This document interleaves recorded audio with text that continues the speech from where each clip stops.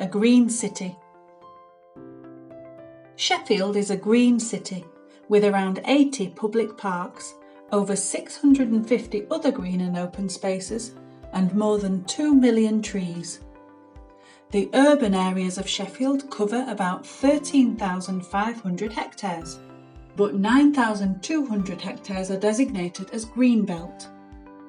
The fantastic countryside around Sheffield plays a big part in making the city an attractive place to live.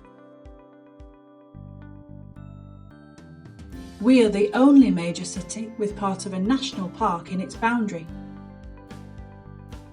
The parks and countryside provides great opportunities for outdoor recreation and exercise. This is why Sheffield is already known as the outdoor city. The Sheffield Plan must make sure that we have enough green spaces for the future population of the city to enjoy. Some poor quality green space could be improved to provide new opportunities for recreation or wildlife, but others that are not needed could be redeveloped for other uses such as housing. There are many green spaces in Sheffield that are important for wildlife, but some brownfield sites can be valuable for wildlife too.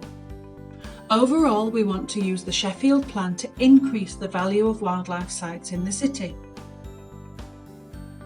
As part of preparing the Sheffield Plan, we have carried out a review of the greenbelt. This has been done to check whether all the land still performs the purposes of greenbelt that are set out in national planning policies. This means, for instance, checking that it is still preventing urban sprawl or preventing settlements from merging. At this stage, we can't rule out the option of removing some land from the greenbelt to meet future development needs. But changes to the greenbelt boundary can only be made in exceptional circumstances, and if all other reasonable options have been ruled out. We still want to give priority to the development of brownfield sites wherever possible.